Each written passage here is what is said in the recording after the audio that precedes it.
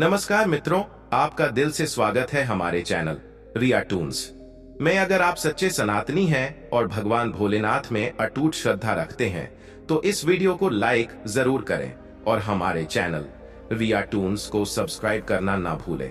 आज की जो कथा हम आपके लिए लेकर आए हैं वह न सिर्फ प्रेरणादायक है बल्कि अत्यंत ज्ञानवर्धक भी है। गरुड़ पुराण में स्पष्ट कहा गया है कि जो कथा अधूरी छोड़ दी जाती है वह पाप का कारण बनती है। इसलिए आपसे अनुरोध है कि इस कहानी को अंत तक जरूर सुनें। तो चलिए आरंभ करते हैं आज की यह पावन और प्रेरक कथा। उत्तराखंड के एक छोटे से पहाड़ी गांव धूप गांव में एक अनोखी घटना घटी। एक ही रात में दो जुड़वा बच्चियां पैदा हुईं।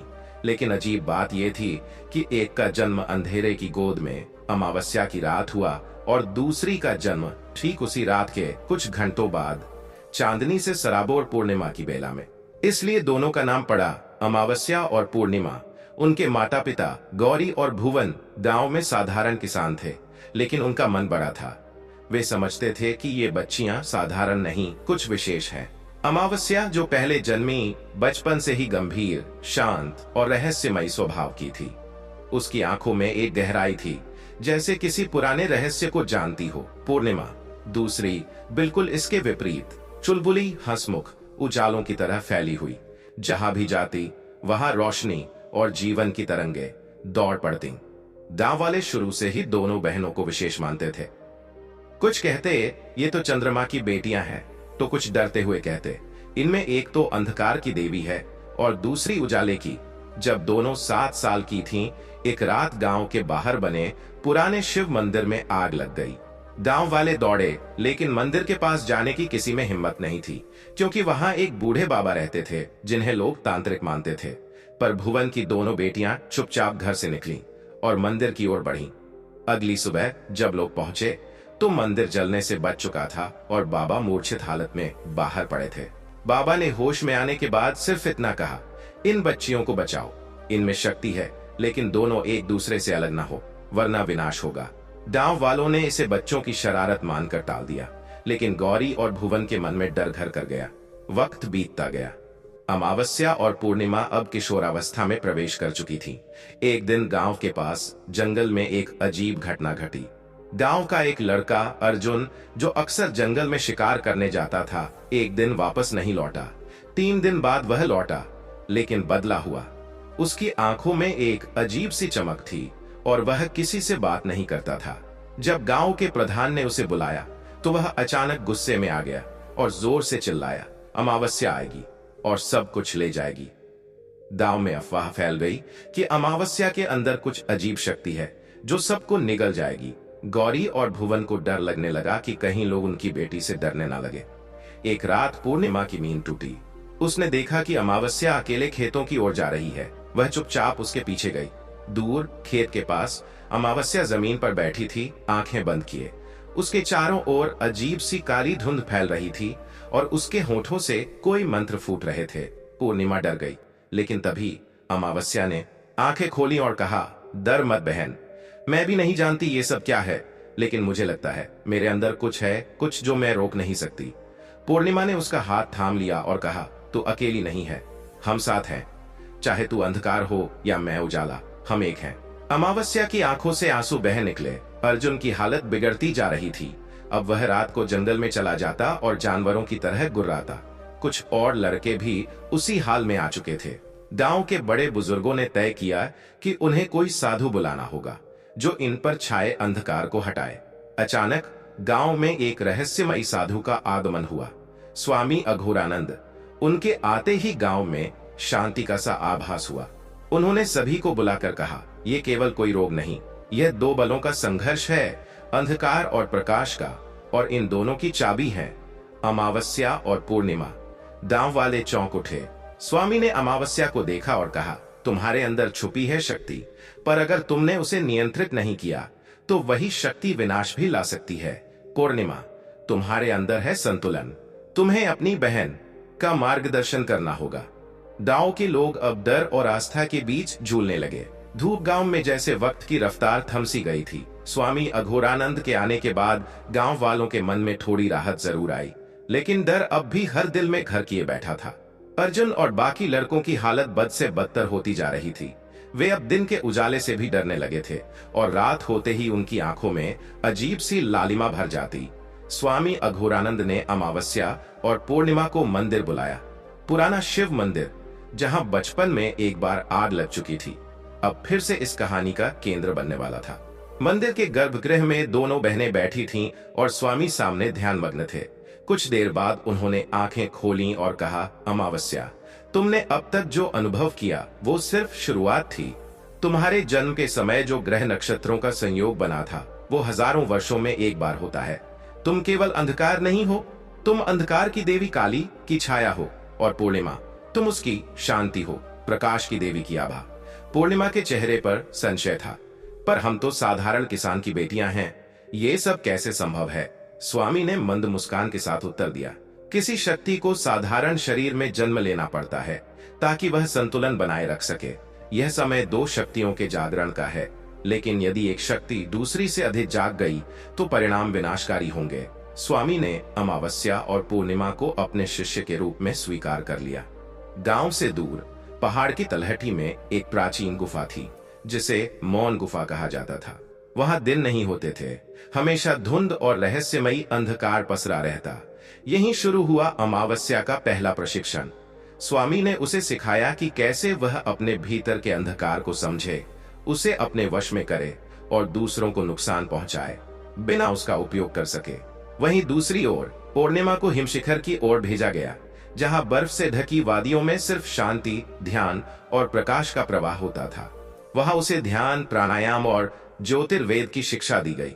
पर दोनों बहनें हर तीसरे दिन मिलती, एक गहरी घाटी में जहां सूर्य और चंद्रमा की किरणें मिलती थीं।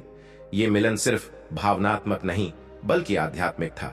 जब भी वे एक दूसरे के हाथ थामती, हवा थम जाती, पेड़ झुक जाते और जमीन पर एक रहस्यमयी कंपन महसूस होती। इधर गांव में हालात और बिगड़ते जा रहे थे। अर्जुन अब पूरी तरह बदल चुका था, उसकी आवाज भेड़िए जैसी हो चुकी थी। गांव के दो और लड़के जो पहले बिल्कुल सामान्य थे, अब उसकी तरह रात में गायब हो जाते और सुबह खून से सने कपड़ों में वापस आते। जानवरों के शव मिलने लगे थे। गांव के लोग डर के साए में जीने लगे थे। कुछ लोग यहाँ तक कहने लगे कि सब अमावस्या के कारण हो रहा है। गांव के प्रधान ने एक पंचायत बुलाई, जिसमें कुछ लोगों ने मांग की कि अमावस्या को गांव से बाहर कर दिया जाए। गौरी और भुवन ने हाथ जोड़कर लोगों से विनती की, अभी कुछ मत कहो, हमारी बेटियां सब ठीक कर देंगी, बस थोड़ा समय दो। लेकिन लोगों का धैर्य अब जवाब देने लगा था। उधर मौन गुफा में अमावस्या एक अजीब अनुभव से गुजर रही थी। स्वामी ने उसे अंधकार को आमंत्रित करने का अभ्यास कराया था। एक रात जब वह ध्यान में थी, अचानक उसके सामने एक काली आकृति प्रकट हुई। वह खुद अमावस्या जैसी दिख रही थी, पर उसकी आंखें लाल, बाल बिखरे और चेहरा बेहद डरावना था। उसने कहा, तू मुझे रोक नहीं सकती, मैं तेरे ही भीतर हूं। तू मुझे जितना दबाएगी मैं उतनी ही ताकत से बाहर आऊंगी। अमावस्या डर गई, वह चिल्लाई, नहीं, तू मेरी नहीं हो सकती। तभी स्वामी प्रकट हुए और बोले, ये तेरा ही छाया स्वरूप है।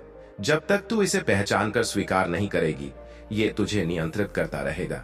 अमावस्या अब समझ चुकी थी, उसे डर से नहीं, अपने भीतर के अंधकार से दोस्ती करनी होगी। दूसरी ओर पूर्णिमा को हिमशिखर पर एक कठिन परीक्षा से गुजरना पड़ा। उसे एक गुफा में अकेले 7 दिन तक ध्यान में बैठना था, जहां तापमान 0 से नीचे था और कोई प्रकाश नहीं था। यही उसकी परीक्षा थी, अपने भीतर के प्रकाश को अंधकार में जलाए रखने की। छठे दिन जब उसका शरीर कंपक पाने लगा, उसने अपनी बहन की मुस्कुराहट याद की और उसी स्मृति ने उसे भीतर से गर्माहट दी। 7वें दिन उसके चारों ओर तेज प्रकाश फैल गया और जब वह गुफा से बाहर आई, उसके माथे पर एक हल्का सा चंद्र चिन्ह उभर आया था। स्वामी ने दूर से यह सब देखा और मन ही मन मुस्कुराए।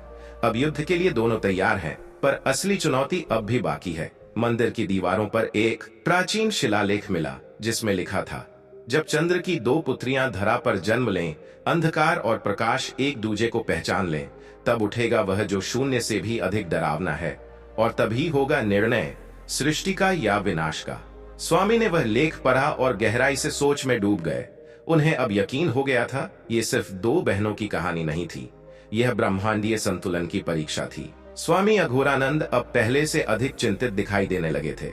मौन गुफा और हिमशिखर की साधना पूरी हो चुकी थी, लेकिन शिलालेख में वर्णित तीसरी शक्ति का उल्लेख उन्हें विचलित कर रहा था। उन्होंने अपने पुराने ग्रंथों और तांत्रिक पांडुलिपियों को खंगालना शुरू किया और एक दिन उन्हें एक हस्तलिखित पत्र मिला, त्रयी शक्ति सूत्र। उस पत्र में लिखा था, अंधकार और प्रकाश जब पृथ्वी पर मानव रूप में जन्म लें, तब तीसरी शक्ति छाया का स्वामी भी जागेगा। उसे कोई देख नहीं सकता, पर वह सबको देखता है। वह न अमावस्या का है न पूर्णिमा का, वह सिर्फ स्वयं का है और उसका उद्देश्य है संतुलन को समाप्त करना। स्वामी के हाथ कांप गए। उन्होंने अमावस्या और पूर्णिमा को बुलवाया। जब दोनों पहुंची तो स्वामी ने कहा, अब वक्त आ गया है जब तुम दोनों को साथ रहना होगा। आने वाला समय अकेले की साधना नहीं, बल्कि साथ की परीक्षा लेने वाला है। वहीं दूसरी ओर धूप गांव में कुछ अजीब घटनाएं शुरू हो चुकी थीं। एक रात गांव का कुआं सूख गया, जबकि बारिश लगातार हो रही थी। दूसरी सुबह गांव के मंदिर की मूर्ति पर काले धब्बे उभर आए। लोग डर के साए में जीने लगे। फिर आया वो दिन जिसने सभी को झकझोर कर रख दिया। गांव की सबसे बुजुर्ग महिला दादी शांति, जो कभी घर से बाहर नहीं निकलती थीं, अचानक मध्यरात्रि में चिल्लाती हुई गांव के चौक में दौड़ी और गिर पड़ी। उन्होंने कांपते स्वर में कहा, वो लौट आया है, वही जो अंधकार और प्रकाश से परे है, वह छायातीत। और फिर उनके मुंह से झाग निकलने लगा। कुछ ही देर में उन्होंने दम तोड़ दिया। गांव में सन्नाटा छा गया। छायातीत कौन है यह? स्वामी ने अमावस्या और पूर्णिमा को शांति दादी के घर भेजा, जहां वे आखिरी बार कुछ बरबराई थीं। दोनों बहनों ने घर की दीवारों पर कुछ पुराने निशान देखे, जैसे कोई उन्हें उंगलियों से खरोंच कर बनाया गया हो। निशान कुछ लिखते थे, लेकिन कोई सामान्य भाषा नहीं थी।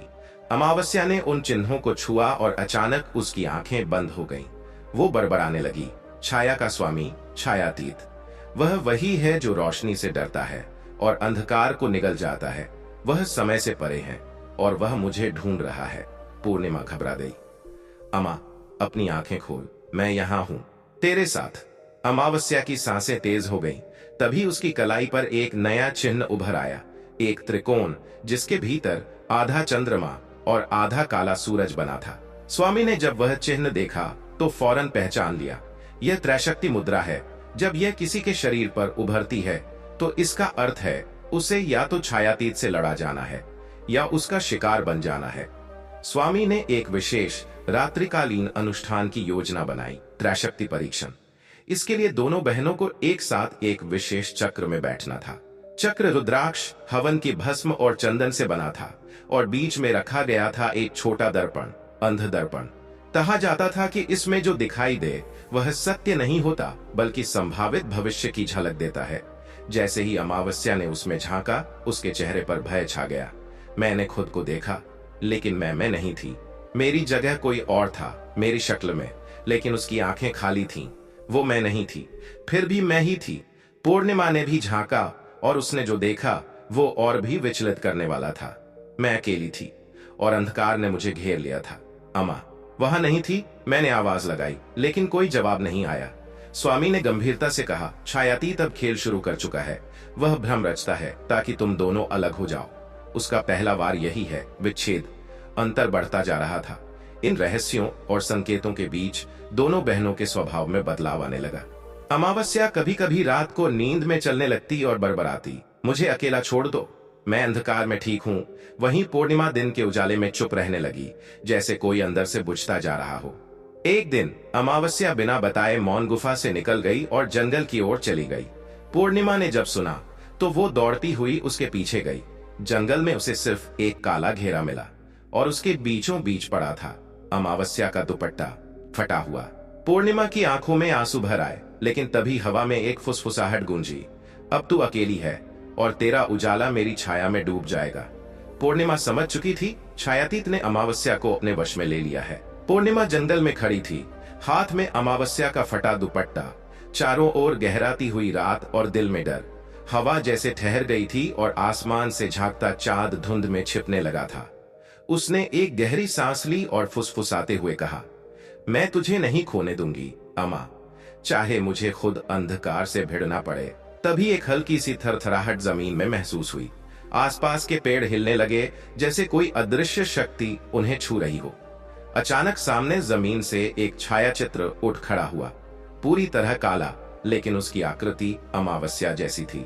तू उसे ढूंढ रही है? वह परछाई बोली।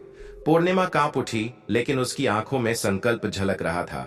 हाँ, और मैं उसे वापस लाकर रहूंगी। परछाई हंसी।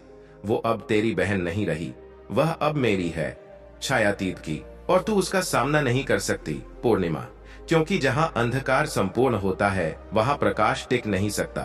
फिर वह परछाई हवा में घुल गई और जंगल का सन्नाटा और गहरा हो गया। पूर्णिमा किसी तरह वापस मौन गुफा पहुंची।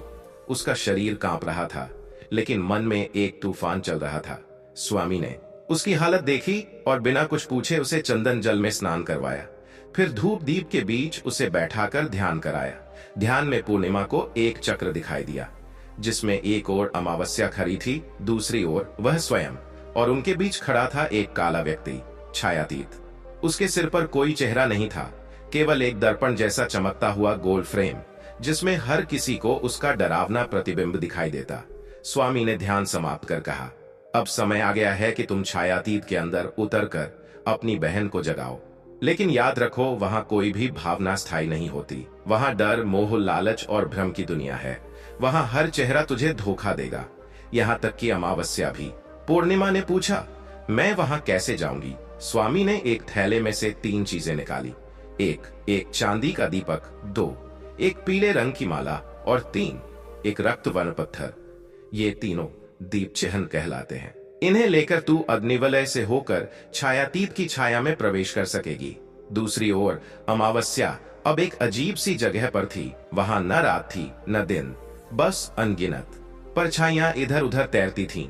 वहां कुछ आवाजें थीं जो उसके कानों में धीरे धीरे उतरती और उसे अतीत के दृश्य दिखाने लगती। माँ का रोता हुआ चेहरा, गांव वालों के ताने, पूर्णिमा की उपेक्षा, सब कुछ। एक कुर्सीनुमा काले सिंहासन पर बैठा एक छायामान पुरुष धीरे धीरे बोलता, देखा ना, प्रकाश ने तुझे हमेशा पीछे रखा। तुझे डराया गया, दबाया गया, और अब जब तू खुद को पहचानना चाहती है, सब तुझे रोकते हैं। अमावस्या कुछ नहीं कहती। उसकी आंखें खाली थीं, जैसे किसी सम्मोहन में हो। आओ मेरे पास, वह स्वर कहता, और मैं तुझे वह बनाऊंगा जो तू हमेशा से थी, संपूर्ण, शक्तिशाली और मुक्त। पूर्णिमा अग्निवलय में पहुंची। यह एक बड़ा गोल पत्थरों से बना चक्र था, जिसके बीच में अग्नि जल रही थी। लेकिन यह अग्नि जलाने वाली नहीं थी, बल्कि सोचने वाली। जैसे ही पूर्णिमा उसमें कूदी, एक अजीब सी जलन उसके मन में फैल गई।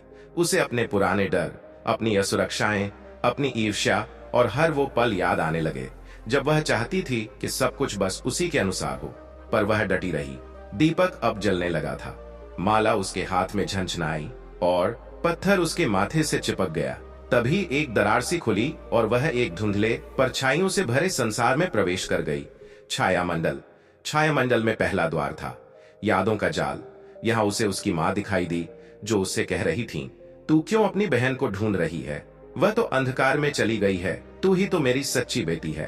पूर्णिमा पहले तो भावुक हो गई, लेकिन फिर उसके हाथ में पकड़ी माला ने कांपना शुरू किया, संकेत कि यह एक भ्रम है।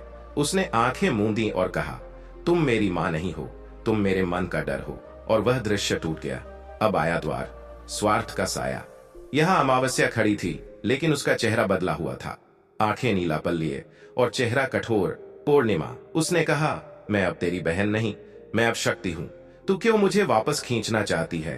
क्योंकि तू नहीं चाहती कि मैं तुझसे ऊपर उठ जाऊं। पूर्णिमा कांप गई, कहीं ये बात सच तो नहीं। लेकिन तभी दीपक की लौ और तेज जलने लगी, जैसे सत्य को पहचान रही हो। नहीं, पूर्णिमा बोली, मैं तुझे बचाने आई हूं, तुझसे लड़ने नहीं। जैसे ही वह अगले द्वार पर पहुंची, वहां चारों ओर अंधकार सघन हो गया और फिर सामने आया वह छायातीत, ऊंचा, साया जैसा, और चेहरे पर एक आईना। उसने धीरे से कहा, अब तू भी मेरे संसार में है पूर्णिमा, और अब तेरे पास 2 रास्ते हैं। या तो अमावस्या के साथ खुद को खो दे, या इस आईने में अपना सच्चा रूप देख और टूट जा। आईना उसकी ओर घूमने लगा। पूर्णिमा की आंखों के सामने वह दर्पण घूम रहा था, चमकता हुआ सघन अंधकार के बीच अकेला। छायातीत की परछाई धीरे धीरे उसके चारों ओर फैलने लगी। हवा भारी हो गई, जैसे सांसें खुद डर के भार से थम गई हो। देख इसमें, छायातीत बोला, और जान कि तू वास्तव में कौन है। पूर्णिमा ने अपनी आंखें बंद कर ली। लेकिन दर्पण में उसकी परछाई अब उसके मन में उतरने लगी थी। उसे वह सब दिखाने लगी जिसे वह हमेशा छिपाती आई थी। पूर्णिमा का ईर्ष्या करना जब लोगों ने अमावस्या की गहराई की तारीफ की थी, उसका डर कि अंधकार वाली बहन कहीं उससे ज्यादा ना निकले, और उसका स्वार्थ जो वह खुद भी नहीं पहचानती थी। लेकिन तभी कुछ बदला। पूर्णिमा ने सांस भरी और माला को कसकर पकड़ा। हाँ, उसने कहा, मुझ में कमियां हैं, मैं भी डरती हूँ, ईर्ष्या करती हूँ, लेकिन मैंने अमावस्या से कभी प्यार कम नहीं किया। मैं उसका हिस्सा हूँ और वह मेरा। दीपक की लौ भभक उठी और उसके चारों ओर प्रकाश की आभा फैल गई। छायातीत पीछे हटने लगा, लेकिन वह मुस्कुराया। यह तो सिर्फ शुरुआत है पूर्णिमा। सच्चा युद्ध तो तब होगा जब तू अपनी बहन को बचाने जाएगी। क्या तू तैयार है अंधकार को छोड़कर अंधकार में उतरने के लिए? पूर्णिमा दृढ़ता से बोली, हाँ। वह अगली परत में पहुंची, एक विशाल काले कमल से भरे जल में, जिसके बीचों बीच थी अमावस्या, आंखें बंद और माथे पर वही त्रिकोणीय चिन्ह। पूर्णिमा ने जैसे ही कदम बढ़ाया, कमल काले नागों की तरह उठने लगे। वे फुफकारते हुए बोले, तू इसे नहीं जगा सकती, यह अब हमारी है, अंधकार की वंशज। लेकिन पूर्णिमा ने दीपक को उठाया और उसके प्रकाश से एक एक कमल जलने लगे। उसने धीरे से अमावस्या का हाथ पकड़ा और कहा, अमा, मैं जानती हूं तू मुझसे नाराज है, लेकिन अब वो समय नहीं। अब तू खुद को खो रही है और मुझे तुझे वापस लाना ही होगा, क्योंकि अगर तू खो गई तो मैं भी नहीं बचूंगी। अमावस्या की आंखें कांपने लगीं, उसके होंठ हिले। मैं कहाँ हूं? तेरे अंदर। पूर्णिमा बोली, बस तू खुद को पहचान।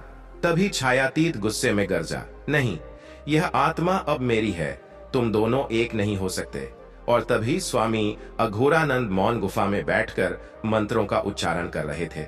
उन्होंने चेतावनी दी थी, यदि दोनों बहनें अपने अंतर का सामना करके एक दूसरे को अपनाएं, तो त्रैशक्ति जागेगी और छायातीत को बांध सकेगी। छायातीत ने सामने से अमावस्या और पूर्णिमा दोनों पर वार किया। परछाइयां हवा की तरह टूटने लगीं, लेकिन इस बार बहनें डरी नहीं। पूर्णिमा ने अमावस्या का हाथ थामा और अमावस्या ने पहली बार दृढ़ता से कहा, हम दो नहीं हैं, हम एक हैं। और तभी उनके शरीर से एक संयुक्त प्रकाश निकला। अमावस्या का गहरापन, पूर्णिमा का उजाला मिलकर बन गया त्रैशक्ति वलय। छायातीत चीख उठा, नहीं, तुम संतुलन नहीं बना सकते। मैं तो असंतुलन हूं, मैं वो हूं जो प्रकृति में ना रहे। प्रकाश फैल गया, अंधकार जलने लगा, आईना टूट गया, छाया मंडल दरकने लगा, परछाइयां विलीन हो गईं। अमावस्या और पूर्णिमा एक प्रकाश मंडल में लौट रही थीं, लेकिन वे अब केवल बहनें नहीं थीं, वे त्रैशक्ति की दो धाराएं थीं। गांव में सुबह के पहले किरण के साथ ही सब कुछ शांत हो गया। सूखा कुआं भर गया, मंदिर की मूर्ति फिर से चमकने लगी। स्वामी अघोरानंद ने मुस्कुराते हुए कहा, अब छायातीत सो गया है और संतुलन फिर से लौट आया है। लेकिन एक रहस्य अब भी बाकी था। रात को अमावस्या ने पूर्णिमा से पूछा, जब हम दोनों एक हुए तब मुझे ऐसा लगा जैसे कोई तीसरी शक्ति हमारे भीतर समा गई। क्या तुमने भी महसूस किया? पूर्णिमा ने सिर हिलाया, हाँ, शायद वो शक्ति अभी भी हमारे साथ है और एक दिन शायद उसे फिर जगाना पड़े। दोस्तों, हमारी आज की कहानी यहीं खत्म होती है। उम्मीद है आपको ये कहानी पसंद आई होगी और इससे कुछ सीखने को जरूर मिला होगा। अगर कहानी अच्छी लगी हो तो वीडियो को लाइक करें और हमारे चैनल रियाटून्स को सब्सक्राइब करना ना भूलें। फिर मिलते हैं अगली कहानी में, तब तक के लिए नमस्कार, जय श्री कृष्ण।